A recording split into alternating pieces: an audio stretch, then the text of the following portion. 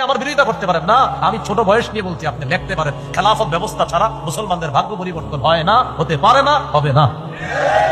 আমার এই বক্তব্যের বিরোধিতা করবো না, কিন্তু না আপনি করেন। আমি তো বলছি আপনি লিখে রাখেন, আমি তো চিরদিন বাঁচবো না। আপনি লিখে রাখেন, খাতা কলমে লেখেন, বলতে পারেন। হাজার হাজার মিনিট টাইম আমি নষ্ট করে পড়াশোনার আলোকে বলতেছি, এছাড়া আপনার শান্তি আসবে না। আমার বিকল্প অনেকে বলবে এটা না, এটা ঠিক না, ওটা ঠিক না। আপনি আসেন, আপনি বিকল্প ব্যবস্থা বললাম তো, শান্তি আসবে সাময়িক, 1 সপ্তাহ থাকবে, 2 দিন থাকবে, 3 দিন থাকবে, গজব আসবে।